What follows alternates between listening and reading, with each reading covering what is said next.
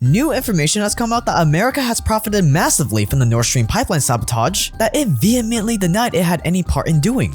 You remember the Nord Stream pipeline sabotage, right? When the pipelines that delivered natural gas from Russia to Europe were blown up, and all of mainstream media claimed that it was Putin that did it, and that even the slightest idea that America was involved somehow was Russian propaganda, even though America stood to benefit the most from it? Over the long run, you simply want to change the structure of energy dependence. Tonight, sabotage at sea. That's what President Biden is calling the leaks and explosions along the Nord Stream pipelines. Russia is most likely behind this. The United States had nothing to do with it. That's just Russian propaganda and disinformation. Well, if you don't remember any of that, that's okay, because that was by design. Because since that pivotal point in the war, there has been a media blackout on the subject. None of them dare speak about it, and for good reason, because if they did cover the story, they would have to admit that America has profited massively, enormously, since the pipeline was sabotaged by Putin. UK Prime Minister Rishi Sunak is poised to make a gas deal announcement with the United States after the COP27 climate summit. The head of Germany is saying they're going to need massive amounts more liquefied natural gas to fill that gap, which I guess is good news for America. I don't think the word saving Europe or the phrase saving Europe is too strong. America is cashing in on the suffering of their European allies right now. And in this video, we're gonna expose all of it.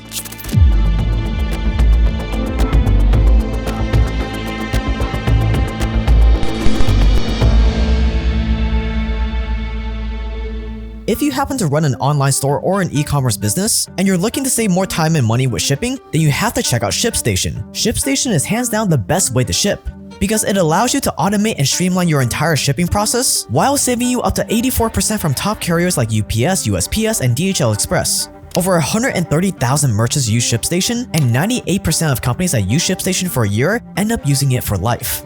You can connect to almost any selling channel you can think of. They've got scan-based workflows, bulk updates, and automation processes to ship your orders super fast. You can compare rates and then print labels in batches. And ShipStation will even instant update the tracking information to the selling channel and the customer once an order ships. You'll even get free comprehensive onboarding support to get you shipping faster right away.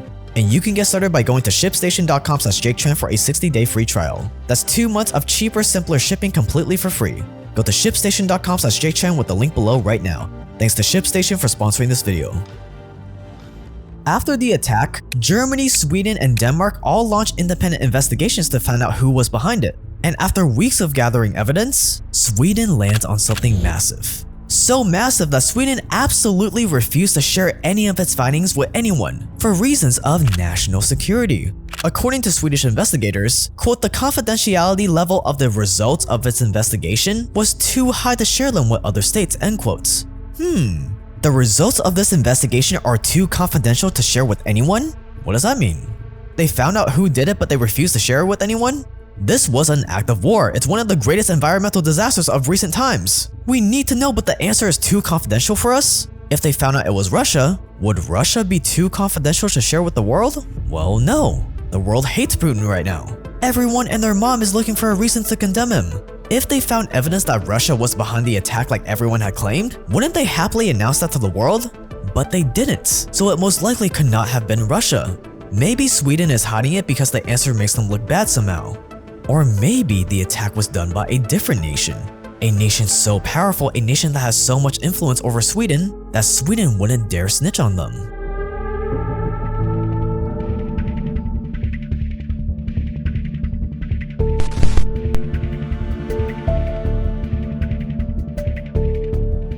This is the Rand Corporation. No, not that Rand Corporation. This Rand Corporation. The Rand Corporation is in fact not a corporation. It's a non-profit. A non-profit funded by the Secretary of Defense. It's funded by the US Army, the Air Force, the Department of Homeland Security, and more. And their purpose? They're a think tank created in 1948 to give public policy suggestions to the US Armed Forces. In other words, they're a research arm of the government armed with hundreds of millions of dollars, tasked with the job of researching how to best direct the US war machine. And in 2019, they published a little-known report called Extending Russia, Competing from Advantageous Ground. And this report was very revealing. Some might even say it read like a prophecy. And in it, it gives a long list of options for how to best exploit, quote, Russia's economic, political, and military vulnerabilities and anxieties, end quotes. Basically a how-to guide on how to take down Russia. and many of the top recommendations in that report are chilling. It says that the best ways to cripple Russia are not through taking them head-on in war, but through economic means. And the best ways to do that? Quote, hinder petroleum exports of Russia, or that America should reduce natural gas exports of Russia, or to hinder pipeline expansions of Russia. It literally says, quote, a first step would involve stopping Nord Stream 2, end quote. And quote, a second option is to encourage new pipelines from other gas resources, end quote. What other gas resources might that be? America, of course, and other countries America has influence over like Australia. The problem was, at the time, the US couldn't act on many of these recommendations. Europe had become hooked on cheap Russian natural gas. They weren't gonna give it up just to serve America's interests. Nord Stream 2 was already under construction at the time with Germany, and Germany was determined to complete it. So Europe's dependency on cheap Russian natural gas didn't look like it would be slowing down anytime soon. Both the Obama and Trump administrations even tried to stop the Nord Stream 2 construction through economic sanctions, but to no avail. This made Germany angry, claiming that the US was trying to quote meddle with European markets, end quotes. But you know what would make the Europeans think twice about buying Russian natural gas? If Russia were to invade another European country. Quote, significantly deeper economic sanctions would likely extend Russia economically, but the success would be limited unless other countries joined in. However, in the absence of expanded Russian aggression abroad, the United States would have difficulty persuading other countries to take extra measures against Russia, such as shutting down financial transactions, end quotes. So the US wanted the EU to stop being so dependent on Russian gas. But now we need to have tougher sanctions, and I'm afraid at some point this is going to probably have to involve oil and gas. The Russian economy is vulnerable. 80% of Russian exports are in oil, gas, and minerals. People say, well, the Europeans will run out of energy. Well, the Russians will run out of cash before the Europeans run out of energy. And I understand that it's uncomfortable to have an effect on business ties in this way. But this is one of the few instruments that we have. Over the long run, you simply want to change the structure of energy dependence. But in the absence of expanded Russian aggression abroad, that wasn't gonna happen. So all America needed to do was wait for some Russian aggression abroad. Once that happened, the blueprint was simple.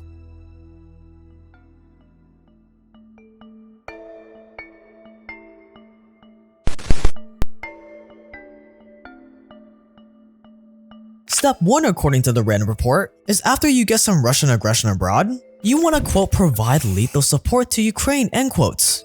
Quote, expanding US assistance to Ukraine, including lethal military assistance, would likely increase the cost to Russia in both blood and treasure, end quotes. After all, the US has had a history of supporting Russia's opponents in Ukraine and Syria before. The report even admits that, quote, proxy competition of this sort is not new, end quotes. The report did discuss other ways the US could put military pressure on Russia, but Ukraine was given the most consideration. And while the report warned it wasn't guaranteed to work, enticing Russia into a proxy war was a surefire way to drain Putin of his resources, and to make a villain of the Russian government among the Russian people and around the world. So after the US kept building up NATO military power in Ukraine, after they just kept fueling the fire between Ukraine and Putin, that's exactly what happened. Russia told the US to back off, the US told Russia no chance, and just a few weeks later they invaded. If Russia invades, that means tanks or troops crossing the border of Ukraine again. Then there will be no longer a Nord Stream 2. We will bring an end to it. If Russia invades Ukraine, one way or another, Nord Stream 2 will not move forward. At first, it looked like the economic sanctions were getting the US what it wanted. They even convinced Germany to cancel the opening of Nord Stream 2, even though this was something Germany did not want to do at all. But as the months went by, things started to unravel. Many countries continued to do business with Russia, and Western Europe underestimated just how much it was addicted to Russian energy exports. So when Russia shut off their gas supply via Nord Stream 1, and civil unrest exploded in Europe, it looked like peace negotiations were inevitable. This was bad for the US. If peace negotiations happened, then the sanctions would end. Nord Stream 1 would come back online, and worse, Nord Stream 2 would be finished and officially open for business. This would make all the effort and resources the US had poured into Ukraine a waste. Meanwhile, Putin wanted the pipelines to reopen. there are not many ways Russia makes money. A lot of their wealth, a lot of the funding for the war in Ukraine comes from energy. 2 weeks before the pipelines exploded, Putin even said that all Europe had to do was drop their sanctions, turn on Nord Stream 2, and Russia would continue to supply their natural gas. Germany was even in talks with Russia about reopening the pipelines on the day the pipelines were attacked. But then it happened. Tonight, sabotage at sea. That's what President Biden is calling the leaks and explosions along the Nord Stream pipelines. All that potential peace talk, all that potential de-escalation, all that potential Russian gas to Europe, it all went spewing out into the ocean. And America was right then and there waiting to plunder.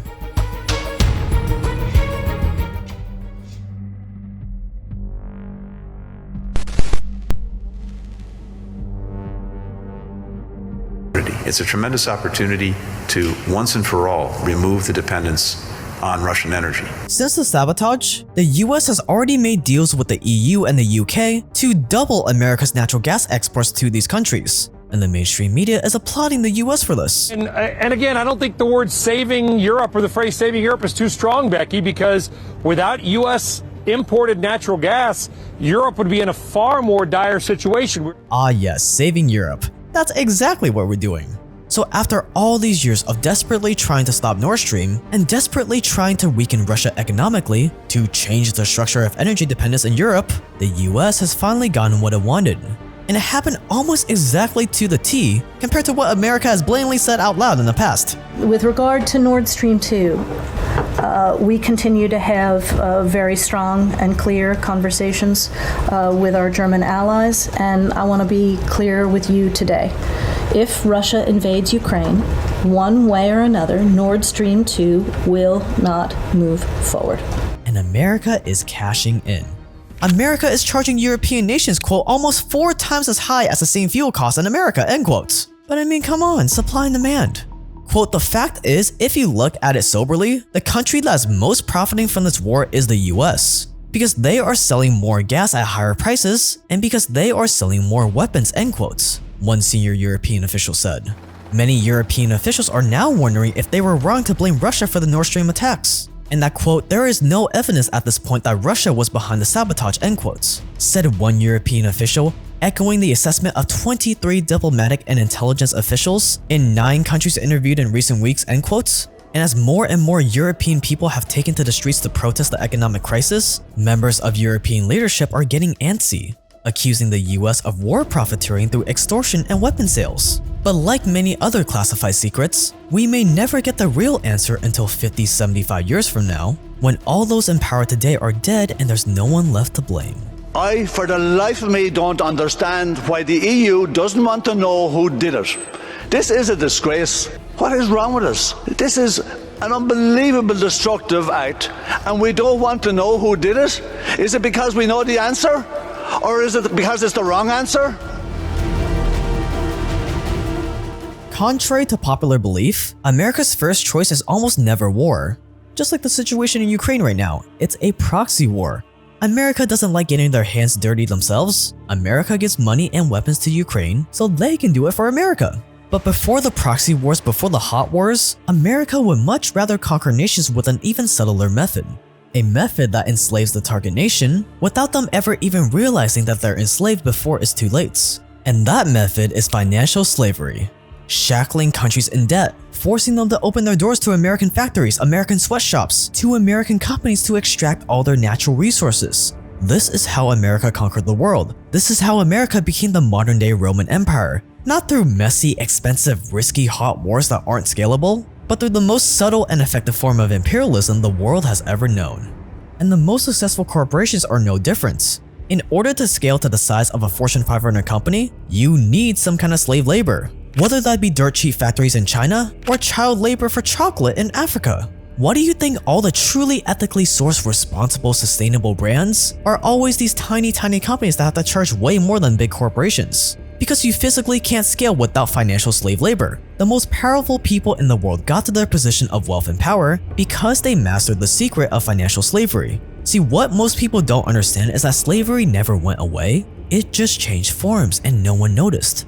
That's because the elites have worked very hard to keep it that way, but not anymore. See, after years of researching these videos, I knew I had to expose all of it. So I spent the last 6 months putting together my greatest body of work yet, Financial Slavery Masterclass. 20 plus lessons all narrated by me in the same addictive documentary style format you've come to love, all centered around exposing this fundamental secret and how you can use it to gain more money and power for yourself without being as evil as them. I'm really proud of this masterclass. I can say with confidence that this is something you're not going to learn anywhere else, and you are going to love it. So scroll down, click the link below, and watch the first lesson for free right now. And on top of all the game-changing knowledge you're going to learn, I wanted this to be a chance for you to make money right away too. So by joining, you can earn around $100 for every person you refer to in the masterclass. And on top of that, I also provide step-by-step instructions on how to take clips of my videos, edit them into TikToks and YouTube shorts so that you can go viral and get sales. Like what Andrew Tate did with his affiliates, where some of them were making crazy amounts of money like $11,000 a week. But he only paid his affiliates $25 per sign-up. We're paying you around $100 per sign-up. So scroll down, click the link below, and buy now.